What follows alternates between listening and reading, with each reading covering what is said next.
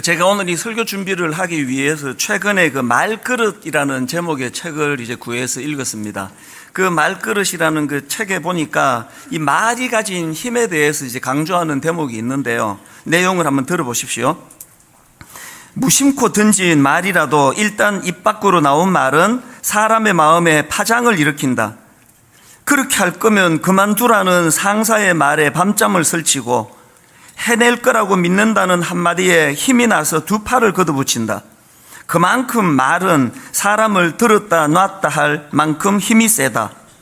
게다가 수명은 어찌나 긴지 주름이 자글자글한 노인이 어린 시절 들었던 격려의 말을 추억하며 눈물을 흘리거나 장성한 아들, 딸을 둔 가장이 그때 왜 내게 그런 말을 했냐며 오래전 상처를 곱씹는 모습을 볼 때면 말의 질긴 생명력을 실감하곤 한다. 저는 이 말의 수명은 어찌나 긴지 이 대목이 참 공감이 되는 게요. 60세가 되시고 70세가 되신 그 어른들이 그 어린 꼬맹이 시절에 받았던 말로 인한 상처가 치유가 안 돼서 그것들을 되뇌이면서 눈물을 지으시는 이런 경우들이 있지 않습니까? 보니까 이 말의 수명은 어찌나 긴지 할 때 이 수명이 보니까 무덤까지 가는 것 같습니다. 이 말의 위력이 이렇게 강하고 세다는 이야기 아니겠습니까? 그런가 하면은 우리말 속담에 혀 아래 도끼 들었다, 이런 속담 들어보셨습니까? 혀 아래 도끼 들었다. 무슨 뜻입니까? 그 말이 지닌 위험성과 폭력성, 이걸 경고하는 그런 말 아닙니까? 성경에도 좀 비슷한 내용의 그 말씀이 나오는데요. 잠언 12장 18절입니다. 칼로 찌름같이 함부로 말하는 자가 있거니와. 여러분, 우리가 그냥 무심코 한마디 툭 던졌는데 나는 그렇게 하고 잊었는데 상대방은 이 혀 아래 도끼가 있는 우리의 그 말 한마디 때문에 비수처럼 그 말이 꽂혀서 잠을 이루지 못하는 거, 이게 말이 가진 위력이라는 겁니다. 더군다나 야고보서 3장 8절에 보니까 혀는 능히 길들일 사람이 없나니, 이 죄성을 가진 우리가 가진 이 한계를 철저하게 인식하지 않으면은 이 말로 인해서 내 이 혀 밑에 있는 도끼로 얼마나 많은 사람을 다치게 할 수 있는가, 그런 내용 아닙니까? 이번에 제가 그 설교 준비를 하면서 쭉 살펴보다가 보니까 이 성경이 말과 관련된, 언어와 관련된 경고나 교훈의 말씀이 생각보다 너무 많은 거예요. 그 중에 제가 되게 재밌는 구절 하나를 발견했는데요. 잠언 18장 8절입니다. 남의 말하기를 좋아하는 자의 말은 별식과 같아서 뱃속 깊은 데로 내려가느니라. 세 번역으로 보면은 더 뚜렷하게 이 의미가 나타납니다. 헐뜯기를 잘하는 사람의 말은 맛있는 음식과 같아서 뱃속 깊은 데로 내려간다. 우리가 이 죄성으로 말미암아 누가 막 험담하고 그러면은 막 맛있는 음식처럼 그게 흥미롭게 들리는 거라는 겁니다. 그래서 저는 이런 의미에서 오늘 본문 잠언 18장 27절이 주는 이 함축적인 의미들을 좀 살펴보기를 원하는데요. 죽고 사는 것이 혀의 힘에 달렸나니 혀를 쓰기 좋아하는 자는 혀의 열매를 먹으리라. 이 말의 중요성이 이렇게 심각하다. 그거를 이제 죽고 사는 것이 혀의 힘에 달렸다, 이런 과장법을 통해서 설명을 하고 있는 거 아닙니까? 제가 결혼식 주례를 할 때 이제 사용하는 주례 본문이 한 6개, 7개 정도 되거든요. 그 중에 이제 제가 즐겨 사용하는 주례 본문 중에 하나가 고린도전서 13장 11절입니다. 내가 어렸을 때에는 말하는 것이 어린아이와 같고 깨닫는 것이 어린아이와 같고 생각하는 것이 어린아이와 같다가 장성한 사람이 되어서는 어린아이의 일을 버렸노라. 여기 신랑 신부 서 있을 때 제가 이렇게 권면을 합니다. 정말 행복한 가정을 만들고 싶었냐고, 정말 성숙한 가정을 만들고 싶었냐고. 그러면 먼저 본인이 갖고 있는 어린아이의 미숙한 태도, 이걸 버리는 것으로부터 시작해야 된다. 그 나이만 들어가지고 결혼을 했는데 어린아이의 미숙함을 버리지 못하고 결혼한 사람 때문에 그 배우자들이 얼마나 고통을 당하는 게 이게 현실 아닙니까? 이 어린아이와 같은 미숙한 태도를 버려야 된다고 성경은 강조를 하는데요. 근데 여기 제가 주목하는 게 뭐냐면은 뭐가 어린아이의 미숙함을 버리는 일이냐, 그러면서 성경이 이제 미숙한 어린아이의 그 미성숙함을 설명하는데요. 자, 11절을 다시 한번 보십시오. 내가 어렸을 때에는 말하는 것이 어린아이와 같고, 성경이요, 어린아이의 미숙함의 특징 제일 먼저 말하는 게 어린애 같으면 그 사람은 어린애같이 미숙한 사람이라는 겁니다. 저는 목사다 보니까 수많은 사람들을 만나는 입장 아닙니까? 이름만 대면 모든 분들이 다 아는 대단한 정치가도 만나봤고요, 이름만 되면 아는 부자도 만나봤고요, 그런가 하면은 눈물을 흘리며 기도를 부탁하는 평범한 일반 시민들도 많이 만나봤지만요, 이제 이름만 되면 아는 유력한 정치가를 만나면 사실 저도 좀 긴장이 돼요. 여러 명이 이제 또 보좌관하고 같이 이렇게 들어와가지고 인사하고 대화를 하면 한 10분 좀 긴장이 되는데요, 제가 딱 그 사람 얘기를 들어보고 그 사람의 말이 어린애 같으면 내가 얕잡아 봐요. 긴장하는 게 싹 없어져요. 이거 별거 아니구나, 이런 마음으로 아주 편하게 대합니다. 그런가 하면은 지금 그냥 사업이 실패가 되고 경제적으로 어렵고 가정에 문제가 있고 그래서 너무나 피곤하고 초췌한 모습을 갖고 심지어는 남루한 모습으로 저를 찾아온다 하더라도 한 5분 대화를 나누어 보는데, 그런 상황에서도 그 상대방이 갖고 있는 말의 품격, 그 말 속에 느껴지는 어떤 품위가 느껴지면요, 저는 절대로 그분을 함부로 생각하지 않습니다. 지금 이 상황의 어려움 때문에 목사라고 기도 부탁하러 왔지만 이분은 내가 함부로 대할 분이 아니다, 그런 판단을 그 말에서 저는 느끼거든요. 왜 그렇게 판단할까요? 말씀드렸잖아요. 성경이 생각하는 어린아이의 미성숙함의 첫 번째 기준이 말하는 게 어린애 같으면 그 사람은 어린애같이 미숙한 사람이라는 겁니다. 이 말의 중요성을 제가 많이 요즘 공부하면서 한 가지 내가 후회가 되는 게 하나 있습니다. 우리 새아이를 내가 키우면서 만약에 이게 시계를 되돌릴 수만 있다면 저는 우리 큰애 해산하기 전에 내가 이렇게 결심했을 것 같아요. 내 이 새아이에게 내가 존댓말을 써야 되겠다. 그게 요즘 후회가 돼요. 그 아이에게 품격 있게 제가 다가갔더라면, 그래서 안 일어나는 애를 향해서 좀 일어나시옵소서. 어떻게 그렇게 말을 안 들으십니까? 죽고 싶습니까?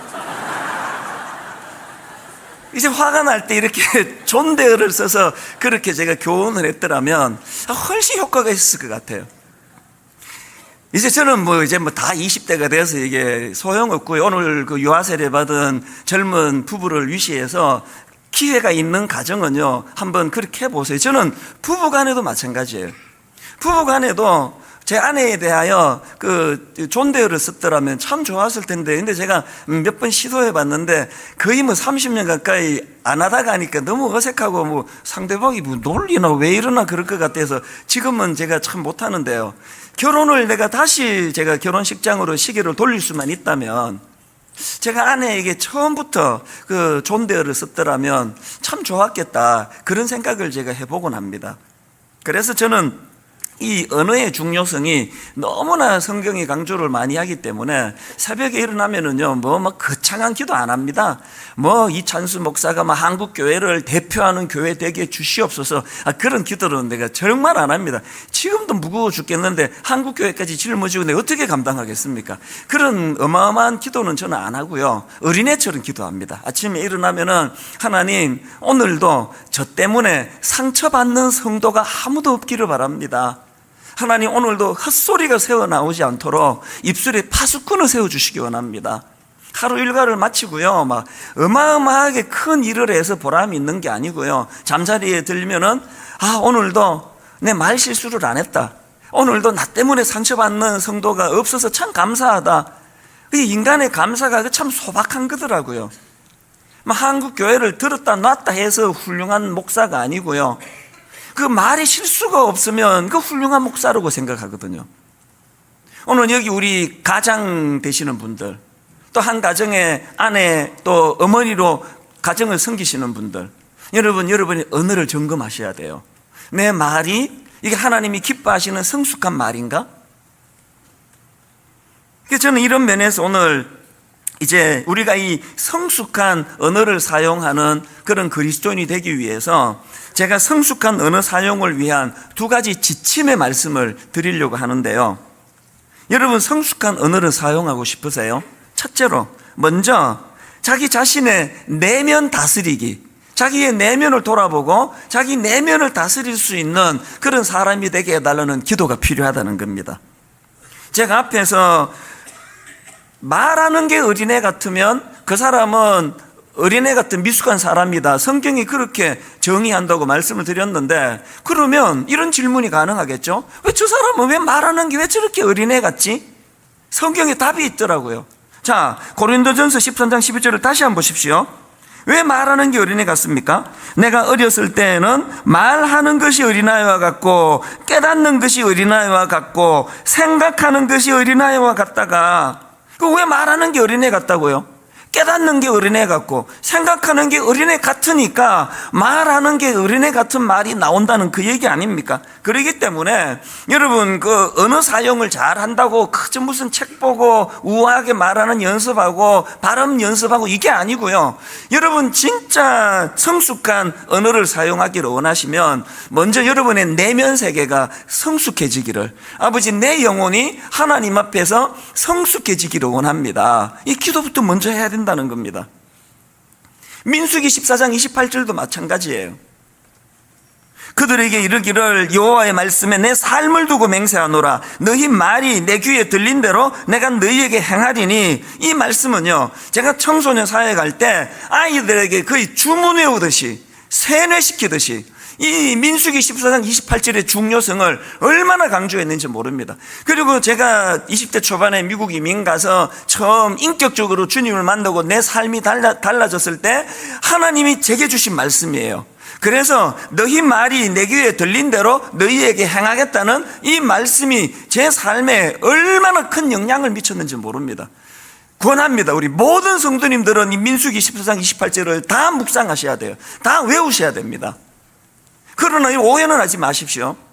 너희 말이 내 귀에 들린 대로 내가 너희에게 행하겠다는 이 말씀이요, 그저 하루에 아침에 일어나가지고 막 주문해 오는 거 100번씩 나는 잘 될 거야, 나는 잘 될 거야, 나는 잘 될 거야, 그래가지고 주님이 이 말을, 이 주문을 들으시고 네 말대로 해주겠다는 이런 추구념 생각을 하시면 안 됩니다.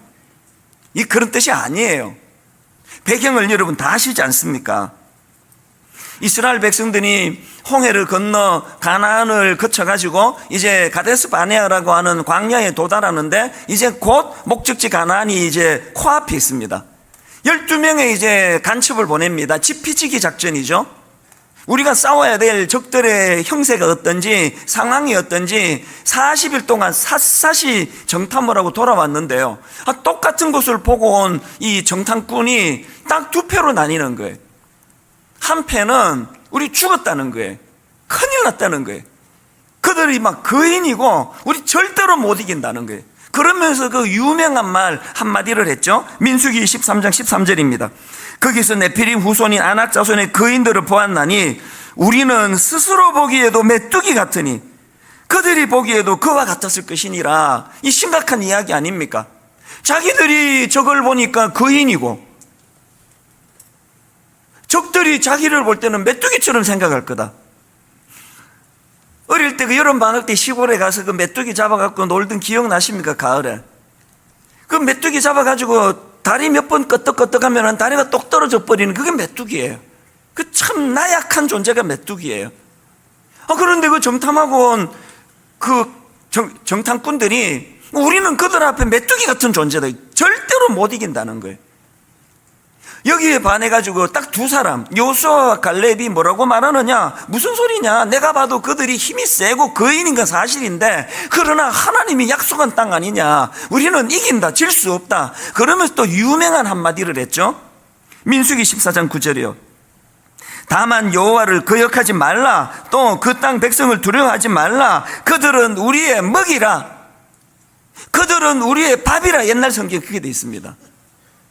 아니 어떻게 똑같은 상황을 정탐하고 똑같은 땅을 보고 왔는데 이렇게 평가가 다를 수 있느냐고요. 근데 비극이 뭐예요?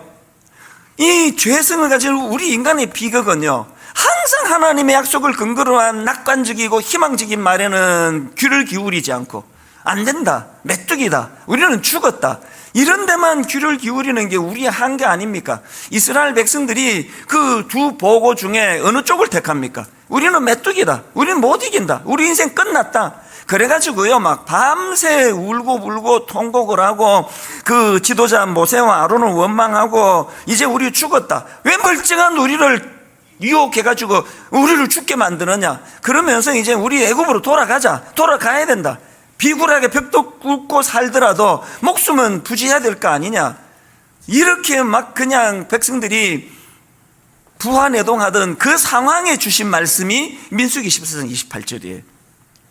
그들에게 이르기를 여호와의 말씀에 내 삶을 두고 맹세하노라. 너희 말이 내 귀에 들린 대로 내가 너희에게 행하리니. 자, 여기서 여러분 한 가지 꼭 짚어야 될 포인트가 있는데요.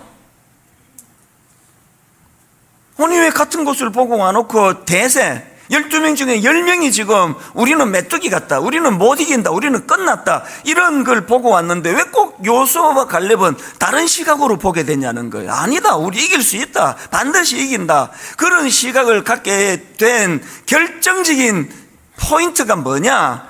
9절을 다시 한번 보세요. 민수기 14장 9절.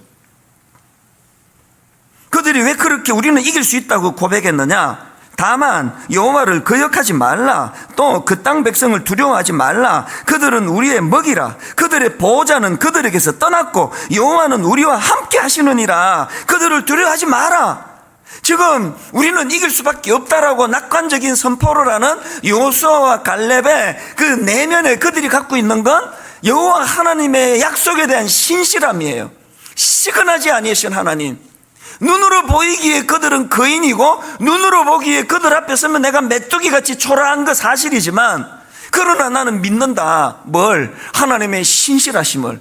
시근하지 않는 하나님께서 그 땅을 우리에게 주시겠다고 약속했기 때문에 우리는 망할 수 없다. 아까 제가 말씀드렸잖아요. 이 말씀을 악용하시면 안 된다고. 그 심리 이런 것 도입해가지고 아침에 일어나가지고 자기 암시, 나는 잘 될 수밖에 없다, 나는 잘 될 수밖에 없다, 이거 100번 하고 이제 내 말대로 될 거라고 하는, 이게 아니에요. 왜 제가 먼저 내 내면 세계를 먼저 성숙하게 다듬어야 된다고 말씀을 드리는지 아시겠죠? 이 민수기 14장 28절에 이 말씀이 우리 삶 가운데 구현이 되기 위해서는 입에 발린 그런 심리적인 선포가 아니에요. 내 내면이 하나님에 대한 신뢰, 약속을 지키시는 하나님에 대한 믿음이 자리를 잡아야 되는 거 아닙니까? 제가 지난 저의 세월을 돌아보면은요, 20대 초반부터 오늘까지 내 인생은 한 번도 되돌아선 적이 없습니다. 또 하나님이 이 정도 축복이면 난 여한이 없습니다. 근데 또 하나 더 올려주시고, 이 정도 축복이면 전 여한이 없습니다. 또 하나 더 올려주시고. 지지난주 말씀드렸잖아요. 청소년 사역을 하는데 이 구름이 둥둥 너무 행복한 거예요. 막 견딜 수 없이 행복한 거예요. 만 10년 동안에. 그래서 제가 애들에게 이런 고백을 한 적도 있습니다. 목사님이 미국에서 단독 목회의 꿈을 가지고 한국으로 돌아왔는데, 너희들하고 지낸 이 시간들이 너무 행복해가지고 목사님은 오늘 밤 죽어도 난 여한이 없다. 내가 단독 목회하러 여기 나왔지만 단독 목회 시작도 못 해보고 내 인생 끝난다고 해도 난 여한이 없다. 그렇게 행복했어요. 30대 내내 어떻게 인간이 이것보다도 행복할 수 있을까? 오죽하면은 제가 개척을 하면서, 하나님, 인간이 찾아먹을 행복, 저는 30대 때 청소년과 더불어 다 찾아먹었습니다. 저 개인을 위해서 저 여한이 없습니다. 하나님, 내가 교회를 개척할 때 덤으로 하나님께 이제는 내가 빚 갚는 마음으로 교회를 개척하겠습니다. 그렇게 하고 제가 42살에 교회를 개척했는데, 세상에 하나님께서 이런 축복을 주실 줄 누가 알았겠냐고요. 그러니까 저는요, 한 가지 여러분이 저에게 배워야 될 게 하나 있습니다. 저는 현재가 너무 기쁜 사람이고요, 그리고 저는 제 미래가 너무너무 기대가 돼요. 이제 1년만 있으면 내가 60이에요. 내 60대가 너무 기대가 돼요. 내 20대가 어떻게 출발했는데 30대가 어떻게 청소년과 더불어 이런 행복을 누렸고, 40대 교회를 개척하고 나서 말로 다 할 수 없는 기쁨을 누렸고 50대 지금까지 내 기쁨은요, 이런 말로 다 못하는데, 이게 지금 이게 수학적인 그래프로 친다면 내 60대는 또 얼마나 아름답겠습니까? 이게 어떻게 가능한지 아세요?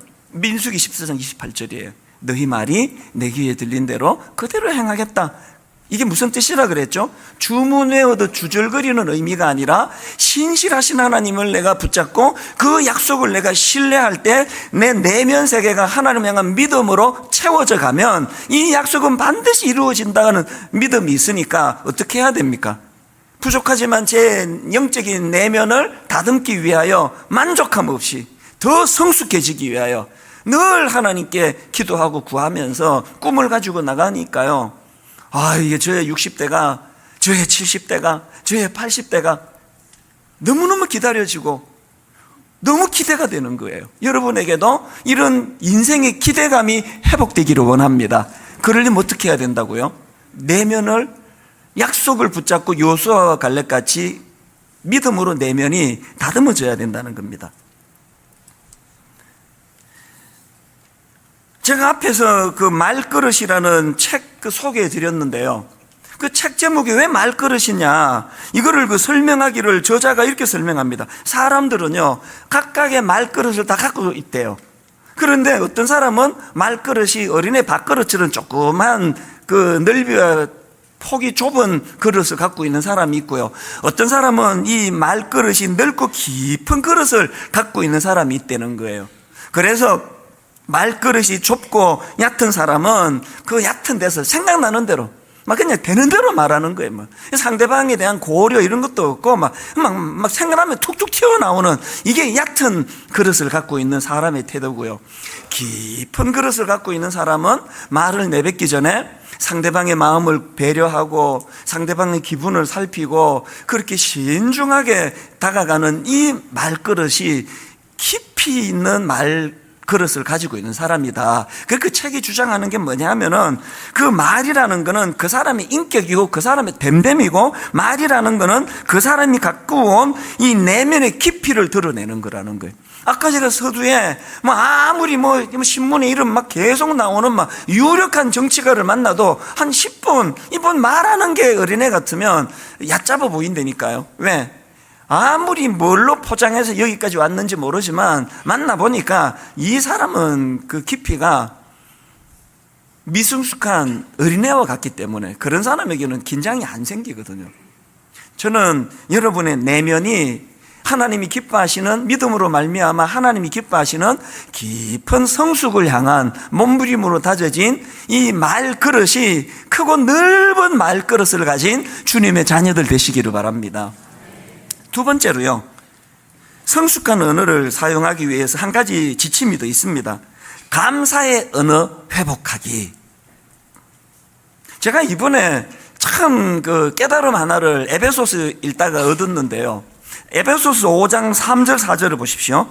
음행과 온갖 더러운 것과 탐욕은 너희 중에서 그 이름조차도 부르지 말라. 이는 성도에게 마땅한 바니라. 누추함과 어리석은 말이나 희롱의 말이 마땅치 아니하니 오히려 감사하는 말을 하라. 여기서 제가 발견한 게 이 말씀의 구조예요. 여기 보니까요, 그 악한 말과 행동이 무려 흉측한 표현이 6가지가 등장을 해요.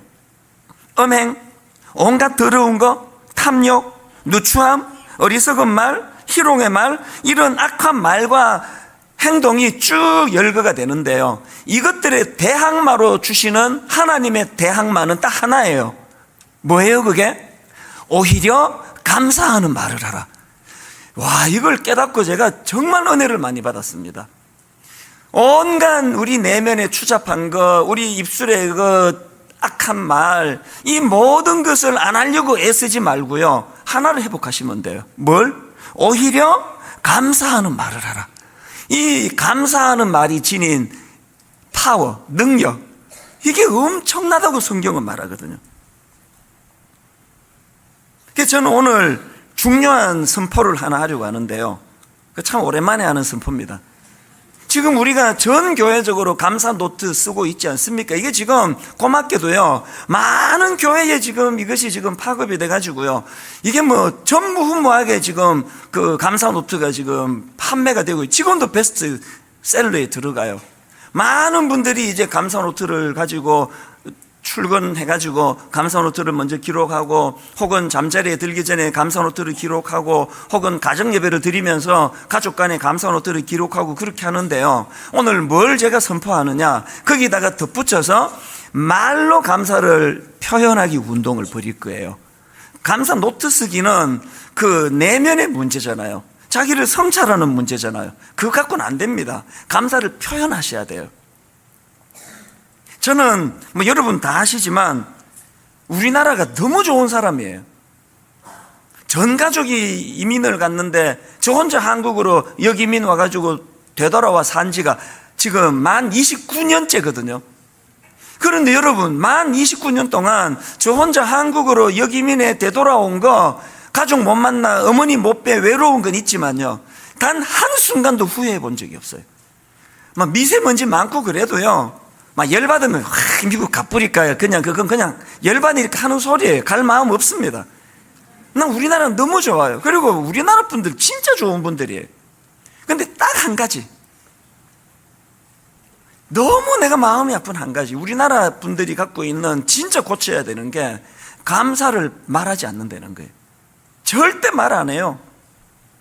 그 백화점 같은 데 들어가는데 지금 바로 뒤에 누가 따라오는데 뒷사람도 고려 안 하고 문 확 닫아가지고 그 앞에 사람 코 깨질 뻔하는, 이것도 나쁜 짓이지만요, 그 또 나쁜 게 하나 있습니다.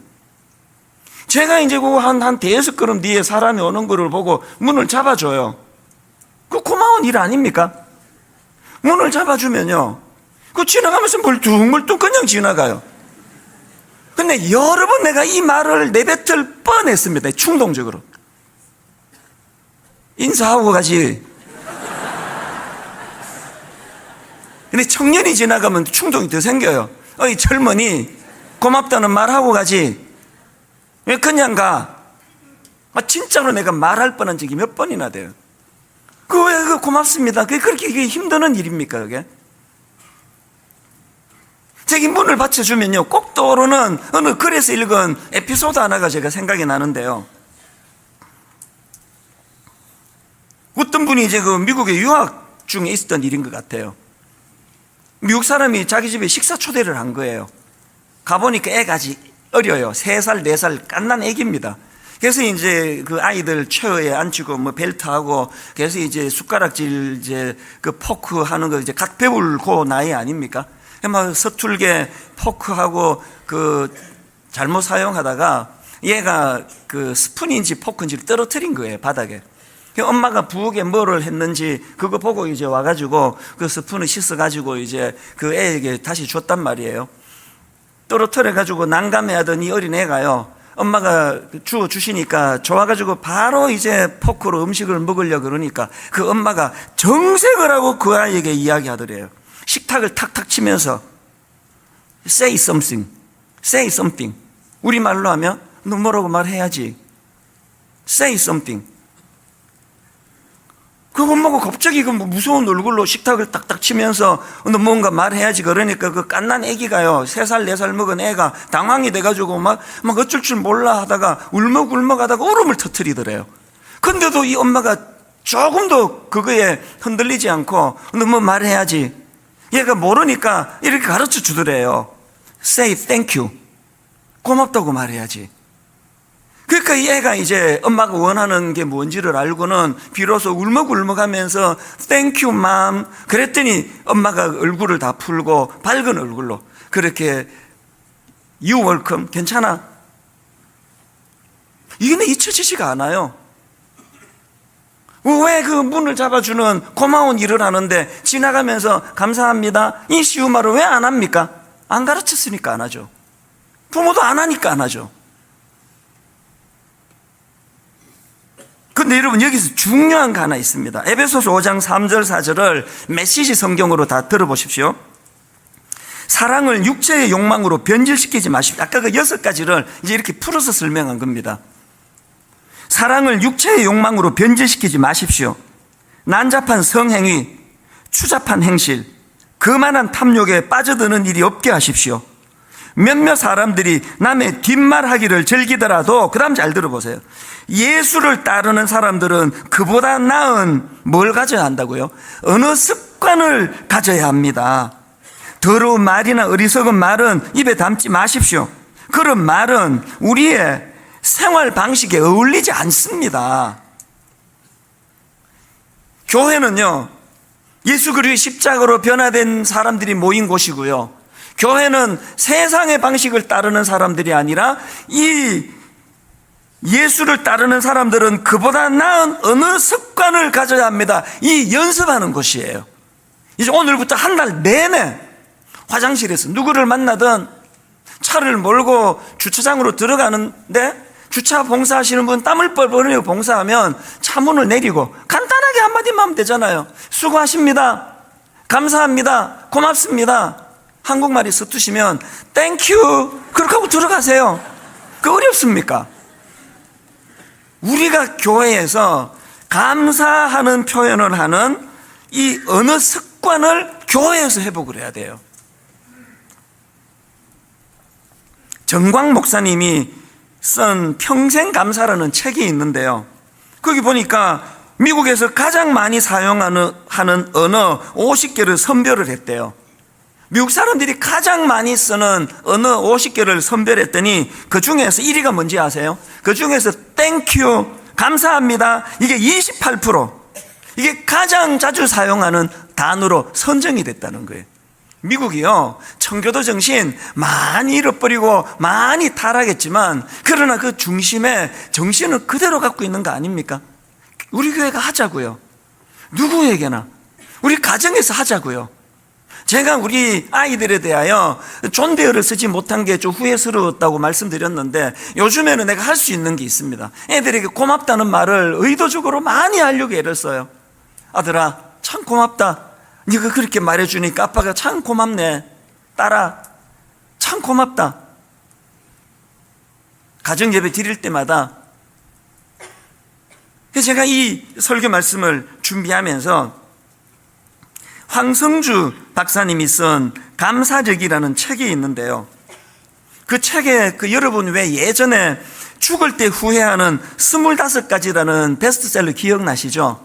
이 책은요, 호스피스 전문의사 오츠 슈이치 박사, 그 일본 사람인데요, 이분이 이제 죽음을 앞둔 환자 1000명을 심층 면접을 했다는 거예요. 당신이 지금 그 임종을 앞두고 있는 사람들에게 당신이 지나온 삶을 되돌아볼 때 제일 후회되는 게 뭡니까? 그것을 1000명을 조사했더니 1위가 뭔지 아세요? 1위가? 사람이 죽으면서 제일 후회되는 1위가 뭐냐? 사랑하는 사람에게 고맙다는 말을 좀 더 많이 했더라면. 황성주 박사님 책에서 제가 그 글을 읽으면서 나는 죽으면서 이 후회만큼은 하지 않도록 해야 되겠다 결심한 거예요. 여러분, 죽으면서 사랑하는 사람에게 고맙다는 말을 좀 더 많이 했더라면이라는, 이게 1위라고 한다면 오늘부터 이제 우리가 다시 한번 감사를 표현함으로. 그래서 유대인의 격언 중에요, 이런 격언이 있습니다. 감사합니다라는 말이 혀에 붙기 전까지는 아이에게 아무 말도 가르치지 마라. 다시 들어보세요. 감사합니다라는 말이 혀에 붙기 전까지는 아이에게 아무 말도 가르치지 마라. 그런데 여기서 중요한 포인트가 하나 더 있는데요, 아까 에베소서 5장 4절을 다시 한번 보십시오. 누추함과 어리석은 말이나 희롱의 말이 마땅치 아니하니 오히려 감사하는 말을 하라. 여기 나오는 오히려 감사하는 말을 하라 할 때 감사하는 말은요, 헬라어로 유카리스티아라는 단어예요. 이 단어는 합성어인데요, 좋은이라는 뜻을 가진 의미입니다. 그 다음에 은혜, 이런 뜻을 가진 카리스, 이 합성을 하는 거예요. 그러니까 여기 나오는 오히려 감사하는 말을 하라는 것은 하나님 은혜에 대한 감사의 말로 해석할 수 있다는 거예요. 뭘 의미합니까? 영적인 문제. 이거는 감사합니다 그러면 가정교육 잘 받았네, 교양이 있네, 아니에요. 감사는 영적인 문제예요. 그리고 보니까 디모데후서 3장 1절 2절을 보십시오. 너는 이것을 알라. 말세에 고통하는 때가 이르러 사람들이 자기를 사랑하며 돈을 사랑하며 자랑하며 교만하며 비방하며 부모를 거역하며, 그 다음 나오는 게 뭡니까? 감사하지 아니하며. 거룩하지 않는 거랑 그 앞에 나오는 게 감사하지 않는 거예요. 그런가 하면 로마서 1장 21절, 하나님을 알되 하나님을 영화롭게도 아니하며 감사하지도 아니하고 오히려 그 생각이 허망하여지며 미련한 마음이 어두워졌나니. 말씀드렸잖아요. 왜 말하는 게 어린애 같다고요? 내면이 어린애 같으니까 말하는 게 어린애 같다고. 내면이 영적으로 허망해지고 내면이 영적으로 미련한 마음이 어두워져 있으니까 감사가 안 나온다는 거예요. 그렇기 때문에 우리도 다윗처럼 기도해야 됩니다. 시편 52편 10절, 하나님이여 내 속에 정한 마음을 창조하시고 내 안에 정직한 영을 새롭게 하여 주시기 원합니다. 여러분 내면에 정한 마음을 창조하시는 주님, 정직한 영을 새롭게 하시는 주님께서 내 내면 세계를 다듬어 주심으로 말미암아 감사의 입술이 회복되기를 주님 이름으로 축원합니다. 결론을 맺습니다. 아까 일부 예배 때요, 많은 분들이 우시더라고요. 제가 이런 말을 드렸거든요. 엎질러진 물인데, 우리가 애들 사랑해서 교육한다고 하긴 했지만 열정탕꾼과 같은 말을 얼마나 많이 내뱉었냐고. 니까짓게 메뚜기 같은 네가 뭐가 잘 되겠냐고. 이렇게 게을러서 공부를 이렇게 못해가지고. 그래서 제가 이런 복을 빌어드렸어요. 아까 제가 언급해드린 그 말씀 속에는 이 말의 능력이 얼마나 긴지, 이게 유효기간이 무덤까지 간다 그랬지만, 하나님 오늘 우리가 회개할 때에 우리 저 아이들에게, 우리 배우자 남편이나 아내에게 내가 해서는 안 되는 나쁜 말을 내뱉었던 것들 저들의 뇌리에서 다 지워주시기 원합니다. 망각할 수 있는 은혜를 주시기 원합니다. 그리고 오늘부터 다시 시작하기를 원합니다. 어떤 말로? 감사하는 말, 축복의 말, 믿음을 바닥에 둔 감사의 말이 회복되는 그런 저와 여러분 되시기를 바랍니다. 저는 어제 밤에요, 이 진리는 원래 단순하고요, 마음의 감동은 단순하게 시작되더라고요. 이 간단한 찬양이 제 마음을 얼마나 울렸는지 모릅니다. 이 찬양 같이 한번 불러보기 원하는데요. 나의 입술의 모든 말과 나의 마음의 묵상이 주께 연락되기를 원하네. 얼마나 심플한, 간단한 내 입술이, 내 마음의 묵상이 주님께 드려질 수 있는 거룩한 언어와 거룩한 내면 세계가 되기를 원합니다. 그거 아닙니까? 가사를 생각하시면서 한번 같이 불러보시기 원합니다.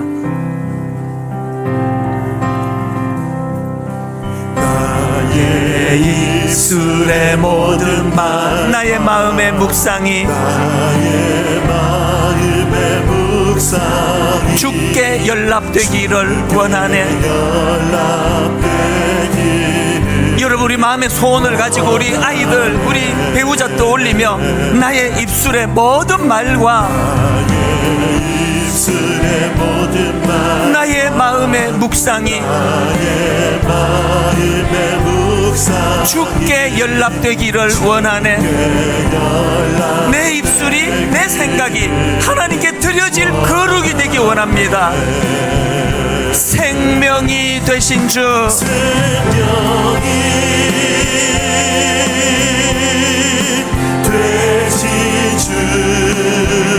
반석이 되신 주,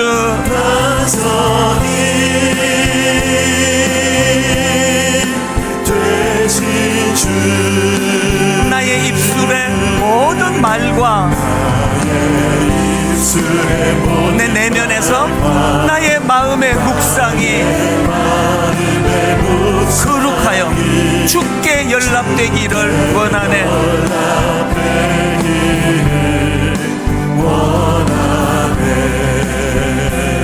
저는 이 설교를 준비하면서 우리 자녀들에게 참 부끄러운 순간이 많이 떠올라졌습니다. 저는 목사기 때문에요, 그렇게 표독하고 못된 말 거의 하지 않으려고 애를 많이 썼던 사람이에요. 그럼에도 불구하고 하나님께서 너무너무 괴로운 시간을 주셨어요. 이 아이들을 기르는 동안에 내 혈기로 사랑한다고, 교육한다고 말했지만 내 혈기로 내뱉었던 수많은 순간들이 자꾸 떠오르는 거예요. 너무 미안했어요. 너무 괴로웠습니다. 오늘 저녁에 가정 예배 드릴 때 내가 부끄럽지만 있는 그대로 내가 용서를 구할 거예요. 아빠를 용서해 달라고. 똑같은 축복을 드리고 싶은데요, 이미 엎질러진 물이에요. 하나님, 우리 부모가 감정적으로 미숙해서 안 해야 되는 말을 내뱉었던 거 저희들에게는 기억나게 해주시되 저 아이들에게는 다 지워주시기를 원합니다. 주님, 저 아이들에게 부모가 했던 좋은 말만 기억이 날 수 있도록 은혜 주시고, 그리고 두 번째 기도 제목, 오늘부터 입술을 고치겠습니다. 내 안에 하나님을 향한 신뢰가 회복이 되고 신실하신 하나님을 신뢰함으로 소망을 가지고 이 아이에게 참 축복의 말, 너는 하나님이 붙잡아 주시는 하나님의 자녀야. 우리 찬양을 같이 부르실 동안에 그 두 가지 다짐이 마음에서 일어났으면 좋겠습니다. 우리 다시 한번, 나의 입술의 모든 말과 나의 마음의 묵상이, 나의 입술의 모든 말, 나의 마음의 묵상이 나의 마음의 묵상 주께 연락되기를 원하네. 우리 다 자리에서 일어나셔서 다시 한번 고백합니다. 나의 입술의 모든 말과 입술의 모든 말과 나의 마음의 묵상이 주께 연락되기를 원하네. 생명이 되신 주, 생명이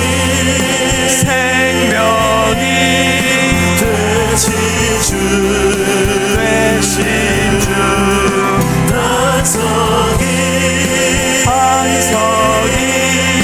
되신 주, 나의 입술의 모든 말과 나의 입술의 모든 말, 나의 마음의 묵상이 마음의 묵상 주께 연락되기를 원하네.